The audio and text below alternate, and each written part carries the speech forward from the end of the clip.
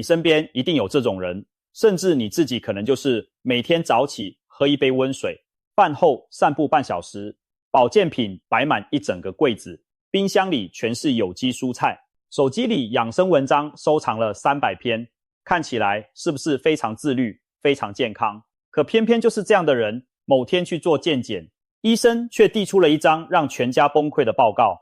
为什么？越养生，身体反而越糟。这到底是命运的嘲讽，还是我们从一开始就搞错了方向？科学家们深入研究后发现，真正致命的往往不是你不养生，而是你用错误的方式拼命养生。这就像你以为自己在给身体充电，结果你插的是一条漏电的线，电没充到，反而把整个电路板烧坏了。今天我们就来盘点10个最常见的养生陷阱，从第10名一路讲到第1名，每一个都有大量研究佐证，每一个都可能正在你的日常里悄悄发生。而第1名，台湾真的有太多人每天都在做，听完你可能会想立刻打电话给你爸妈。好，我们开始。第10名，疯狂补充维他命，以为吃越多越健康。先从一个最普遍的迷思开始，你一定听过这句话，多吃维他命，身体不会差。维他命 C 抗氧化，维他命 D 防骨松，维他命 E 护心脏，维他命 B 群提神醒脑。听起来每一种都像是仙丹妙药，对不对？于是很多人开始疯狂补充，一天吃3、4种，甚至觉得剂量越高越好。可是科学家们却发现了一个令人不安的事实。芬兰在1994年做了一个超大规模的临床试验，找了将近3万名男性吸烟者，分组给他们补充贝塔、胡萝卜素和维他命 E， 原本预期这些抗氧化剂能降低肺癌风险，结果呢，补充贝塔、胡萝卜素那组肺癌发生率反而上升了 18%， 这个结果震惊了整个医学界。后来更多研究陆续出炉，美国的 SELEC 试验在2011年发表结果，针对35000多名男性的长期追踪显示，每天补充维他命 E 的那组攝護腺癌的风险显著增加了 17%。 再到近几年，多项统合分析也指出，长期高剂量补充维他命 A 和贝塔、胡萝卜素不但没有防癌效果，反而与癌症死亡率上升有关。为什么会这样？你要理解一件事，我们身体里的自由基并不全是坏东西，适量的自由基其实是免疫系统的武器，它们会帮忙杀死受损细胞和早期癌细胞。当你疯狂补充抗氧化剂，反而压制了这道天然防线，让那些本该被清除的异常细胞存活下来，慢慢做大。这就像你家院子里有一条看门狗，专门咬小偷，结果你嫌它太凶，天天喂它安眠药，最后小偷大摇大摆搬走你全家。所以记住，如果你没有经过医师评估确认你缺乏某种维他命，真的不需要额外补充，正常饮食摄取就足够了。你的身体比你想象的聪明得多。第9名，天天喝滚烫的热汤热茶，觉得暖胃养生。在亚洲文化里，趁热喝几乎是一种信仰，长辈总说汤要喝热的，茶要喝烫的，粥要趁热吃，寒冬里端一碗热腾腾的汤，确实舒服的让人想流泪。可是你知道吗？世界卫生组织在2016年正式把超过摄氏65度的热饮列为2A 类致癌物，也就是很可能致癌。这不是吓你，国际癌症研究机构汇整了大量流行病学资料，发现长期饮用极烫饮品的族群，食道癌风险显著上升。伊朗北部有个省份，居民习惯喝超过70度的热茶，那里的食道癌发病率是全球最高的地区之一。中国潮汕地区也是，当地功夫茶文化讲究烫口才是好茶，结果食道癌发病率同样远超全国平均。原因其实很直观，你的食道黏膜非常脆弱，只能承受大约摄氏50到60度的温度。当你反复让超过65度的液体灌过去，黏膜就会反复被烫伤，然后修复，再烫伤，再修复。这种慢性损伤呈修复的循环，正是癌变的温床。每一次修复都是细胞分裂，每一次分裂都有基因突变的机会。你让它反复烫个10年、20年，异常细胞终究会在某次分裂中失控。所以下次长辈叫你趁热喝，你可以温柔地回一句，等一下放凉一点再喝比较好，不是不孝顺，是真的在救自己的食道。一个简单的判断方法，如果你的嘴唇碰到杯缘觉得会烫，那就还太热了，等一等。第8名，迷信，断食排毒，动不动就好几天不吃东西。断食这几年真的红到不行，168断食、52断食、3日断食、7日清水断食，甚至有人搞到14天只喝水。网络上到处都是人在分享断食后身体变轻盈，排出一堆毒素，皮肤变好了，听起来好像只要不吃东西，身体就会自动启动什么神秘的修复程式。首先，我们得承认，适度的间歇性断食确实有一些研究显示可能对代谢有正面影响。日本科学家大鱼良典因为研究细胞自噬机制拿了2016年的诺贝尔奖，而短期断食可能启动自噬作用，帮助清理细胞内的废物，这是真的。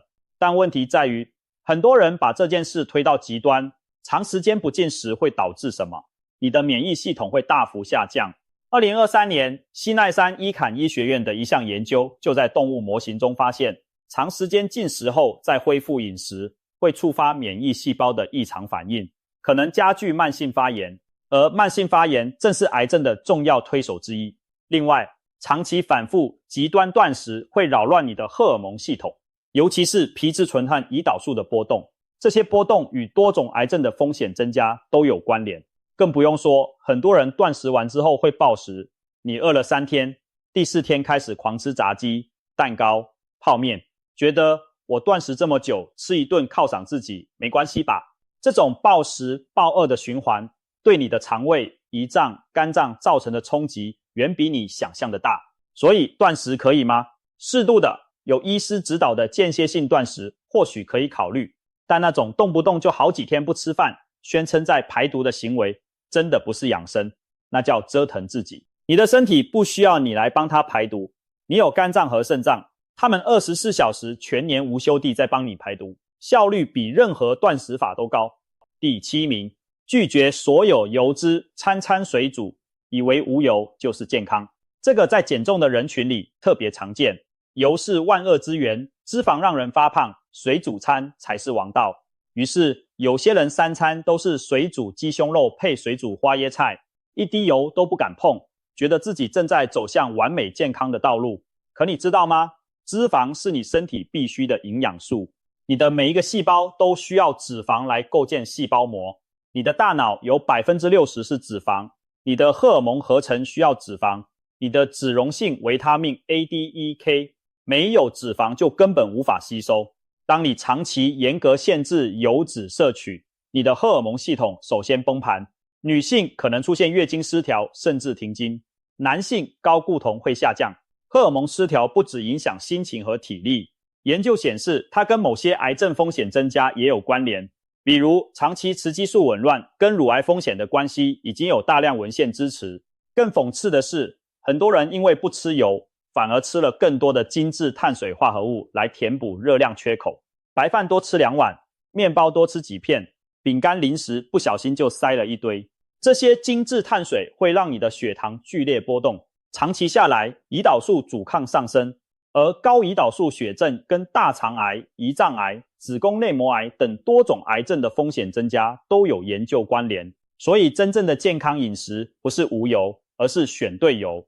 橄榄油、酪梨油、坚果中的好油脂、深海鱼里的 Omega-3， 这些都是你身体的盟友，别再虐待自己的细胞了。第6名，每天狂喝果汁、蔬果汁，以为喝的是健康。这个陷阱特别隐蔽，因为它披着天然、有机、蔬果的外衣。很多养生达人每天早上一大杯现榨果汁或者精力汤，觉得自己在给身体灌注满满的维他命和植化素。可问题在哪里？当你把水果打成汁，你做了2件可怕的事情。第一，你破坏了水果的纤维结构。完整的水果里，果糖是被纤维包裹着的，你吃下去后，果糖是缓慢释放的，不会造成血糖剧烈波动。可是打成汁之后，纤维被粉碎，果糖几乎变成了游离状态，喝下去跟喝糖水差不了太多。第二，你很容易过量，吃1颗苹果就饱了，但打成汁，你可能用了3颗苹果，还加了1根香蕉、半颗凤梨，那个糖分摄取量是惊人的。法国一项大型前瞻性研究在2019年发表，追踪了超过10万人，结果发现每天多喝100毫升含糖饮料，包括100%纯果汁，整体癌症风险增加 18%， 乳癌风险更是增加 22%。 你没看错，100%纯果汁也算在里面。果糖过量摄取还有另一个致命问题，它主要在肝脏代谢，长期大量摄入会导致脂肪肝，而脂肪肝是肝癌的前期风险因子之一。再加上果糖代谢过程中产生的尿酸会升高，引发慢性低度发炎，又是癌症的推手。所以水果怎么吃最好？直接咬，一天2到3份拳头大小的水果，连皮带籽能吃就吃，让纤维完完整整进到你肚子里。至于果汁，偶尔喝喝没问题，但千万别把它当成每日养生必备品，那不是仙丹，那是糖水炸弹。第5名，过度运动，把自己操到精疲力竭才觉得有效。养生的人都知道要运动，这没问题，但有一群人走了另一个极端，每天高强度训练，每周跑好几个半马，健身房里练到吐，觉得流的汗越多，免疫力就越强，身体就越健康。适量运动确实能增强免疫功能，降低多种癌症风险，这有大量研究支持，毋庸置疑。但过度运动呢，完全是另一回事。运动免疫学里有一个著名的开窗理论，意思是当你进行一次极高强度的运动后，你的免疫系统会出现一个暂时性的低谷期，通常持续数小时到1-2天。在这个免疫窗口里，你特别容易生病。如果你天天都在制造这种免疫窗口，等于你的免疫系统长期处于被压制的状态。更严重的是，过度训练会导致慢性氧化压力和系统性慢性发炎。你的肌肉每次受损修复都伴随着大量自由基的产生，如果恢复时间不够，自由基就会累积攻击你的细胞 DNA， 而 DNA 损伤正是癌变的第一步。还有一点，很多人忽略的，过度运动会严重影响睡眠品质。你以为练到精疲力竭就能倒头大睡，恰恰相反，过度训练会让你的交感神经持续亢奋，皮质醇长期偏高，导致你睡眠品质极差，半夜容易醒来，深层睡眠不足。而睡眠不足本身就是癌症的独立风险因子，我们后面会讲到。世界卫生组织建议成人每周进行150到300分钟的中等强度有氧运动，或75到150分钟的高强度有氧运动。超过这个量，边际效益会快速递减，甚至开始出现负面效果。记住一句话，运动是良药，但过量就是毒药。第4名，迷信中草药偏方，纯天然无副作用，西药伤身，中药调理，天然的最好，化学的都是毒。我阿嬷吃这个草药活到90岁。在台湾和整个华人圈，这种观念根深蒂固，很多人不信任现代医学，却对来路不明的中草药偏方深信不疑。首先，我们必须公正地说，传统中药里确实有一些成分经过现代科学验证，具有实际的药理作用。青蒿素就是最好的例子，屠呦呦因此拿了诺贝尔奖。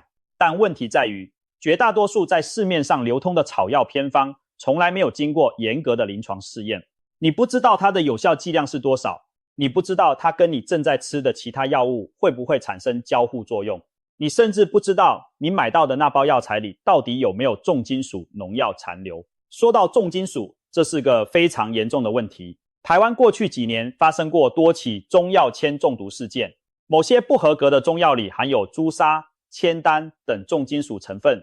铅是已知的致癌物质，长期低剂量暴露会增加肾癌、脑瘤等风险，而砷更不用说了，砷的致癌性已经被研究得非常透彻。另外有一种非常热门的养肝草药成分，叫做比格里烯定生物碱，存在于款冬、千里光等常见草药中。这种成分长期摄取会导致肝窦阻塞综合症，最终可能发展为肝硬化甚至肝癌。更可怕的是，很多含有这种成分的草药在市面上被包装成护肝排毒的养生产品销售。你以为你在护肝，结果你在毒肝。所以如果你真的想使用中药，请一定要去合格的中医诊所，找有执照的中医师开处方，千万不要听隔壁王阿姨说什么草泡水喝很好就跟着喝。你的肝脏不是实验室，你的身体不是试验场。第3名，长期严重睡眠不足，却觉得我撑得住，终于来到前3名了。睡眠不足在现代社会简直是一种流行病，很多人每天只睡4-5个小时，还引以为傲，我很能熬，睡那么多浪费时间，成功的人都不需要太多睡眠，甚至有些养生者，白天忙着运动，忙着准备有机餐食，忙着上瑜伽课、冥想课，结果搞到晚上12点才能躺下，早上5点又爬起来做晨间仪式，养生养到牺牲睡眠，这是最本末倒置的事情。科学对此的态度非常明确。2007年，国际癌症研究机构正式将涉及昼夜节律紊乱的轮班工作列为2A 类致癌物，也就是说，光是打乱你的生理时钟就很可能致癌。为什么？你的身体在深层睡眠时会进行大量的 DNA 修复工作，白天你的细胞因为代谢、紫外线、各种环境因素累积了 DNA 损伤，这些损伤需要在夜间被修复。如果你长期睡眠不足，修复时间不够，受损的 DNA 就会不断累积，累积到什么程度？累积到某个关键的肿瘤抑制基因或致癌基因出问题的时候，癌症就发生了。另外，睡眠不足会让你的褪黑激素分泌减少。褪黑激素不只是帮你入睡的荷尔蒙，它本身就是一种强效的抗氧化剂和免疫调节剂。有研究显示，它具有直接的抗肿瘤特性。长期睡不好，褪黑激素不足，等于你自己关掉了一道防癌屏障。大型流行病学研究也佐证了这一点。多项统合分析显示，每晚睡眠少于6小时的人，大肠癌风险增加约 36% 到 50%， 乳癌风险也有显著上升。哈佛大学护士健康研究的长期追踪数据更指出，轮班工作超过30年的女性，乳癌风险增加 36%。 所以拜托，不管你白天的养生做得多完美，如果你晚上没有好好睡7到8小时，一切都是白搭。睡眠是最廉价、最有效，也最常被忽略的防癌手段。今晚就早点睡吧。第2名，长期压力爆表，却用正能量强撑。你一定见过这种人，也许你自己就是每天承受着巨大的工作压力、家庭压力、经济压力，可是表面上永远笑嘻嘻的，社群媒体上发的都是正能量语录，嘴上说着感恩，一切都会好的，我很好。朋友问你最近怎么样？没事啊，很好啊。可是半夜3点，你一个人躺在床上的时候，胸口那股闷得要命的感觉，你知道，长期慢性压力对身体的伤害远比你想象的更深更广。当你长期处于压力状态，你的下丘脑尊垂体的肾上腺轴会持续被启动，大量皮质醇不断分泌。短期的皮质醇是好的，它帮你应对危机，但长期高皮质醇会怎样？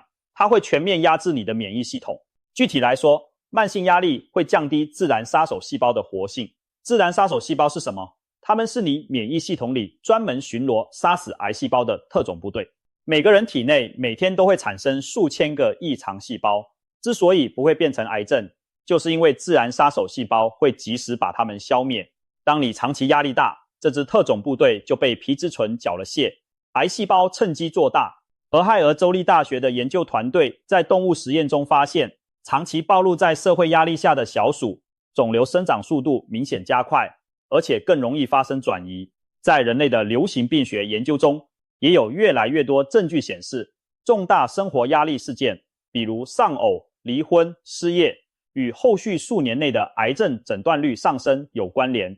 而最危险的，其实不是压力本身，是你如何应对压力。如果你选择的方式是压抑、否认、硬撑，甚至用正能量来催眠自己，一切都没问题，那你就是在身体里埋了一颗定时炸弹。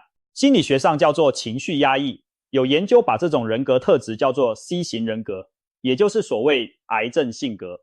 C 型人格的特征是过度顺从、压抑愤怒、避免冲突、牺牲自我。虽然癌症性格这个概念在学术界仍有争议，但情绪压抑与免疫功能下降之间的关联确实得到了大量研究支持。怎么办？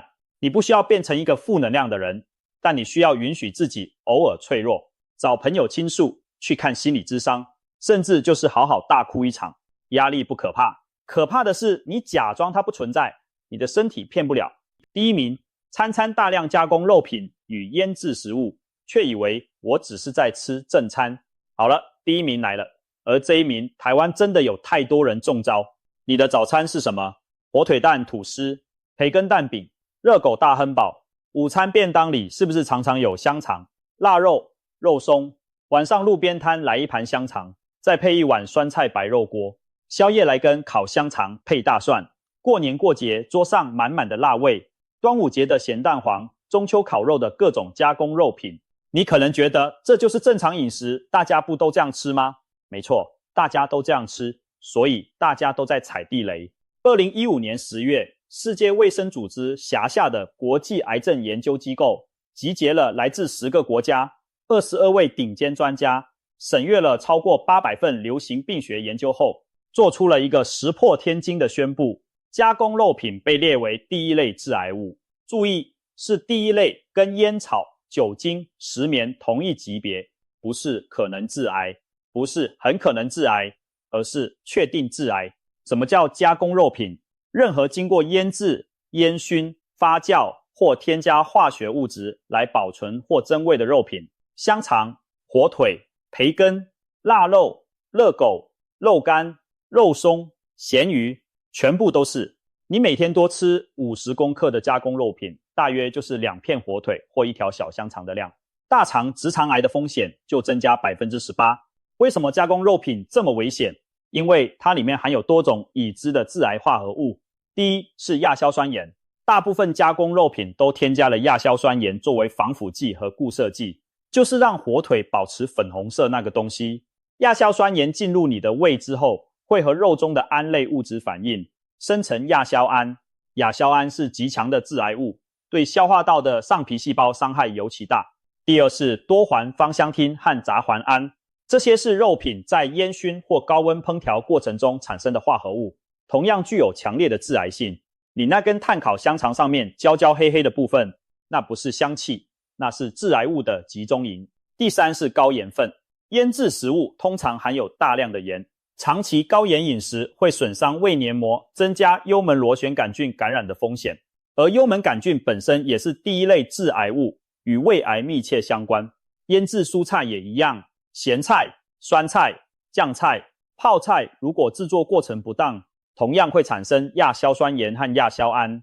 你看看台湾的数据，大肠直肠癌已经连续多年蝉联台湾10大癌症发生率的前几名，每年新增超过15000个病例。而台湾人的加工肉品消费量在亚洲名列前茅。早餐店的火腿蛋、三明治，便利商店的热狗大亨堡，夜市的烤香肠，卤味摊的各种加工制品，我们从小吃到大，吃到已经完全麻痹，觉得不就是吃个香肠吗？有什么关系？关系可大了。这不是叫你从此不能吃任何一口香肠，而是你必须意识到，这些食物不是正餐，它们是致癌物。偶尔吃一次问题不大，但如果你天天吃、餐餐吃、年年吃，你的消化道就是在一个致癌物的浴缸里泡澡。好了，10个养生陷阱全部讲完了，我们来快速回顾一下。第10名，疯狂补充维他命。第9名，喝滚烫的热饮。第8名，极端断食排毒。第7名，完全拒绝油脂。第6名，天天狂喝果汁。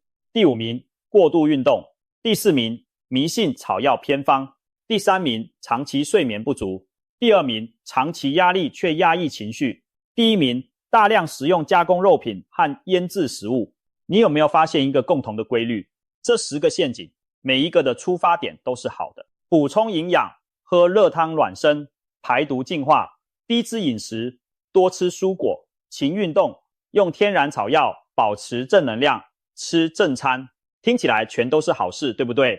可是当你把任何一件好事推向极端，或者用错误的方式去执行，它就会变成伤害你的武器。真正的养生从来不是追求极端，而是追求平衡。不需要吃一堆保健品，好好吃饭就行。不需要跑马拉松，每天走路30分钟就行。不需要断食7天，规律的吃3餐就行。不需要强迫自己正能量，允许自己偶尔难过就行。你的身体比你想象的坚韧，也比你想象的脆弱。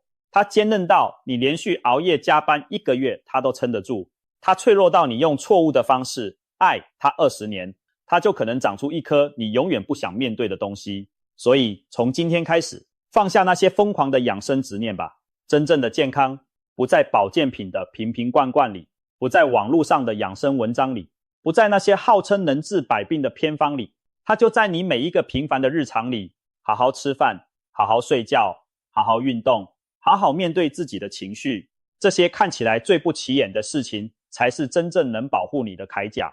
如果你觉得这支影片对你有帮助，请分享给你身边那些正在疯狂养生的朋友和家人。也许你的一次分享就能让一个人避开一颗致命的地雷。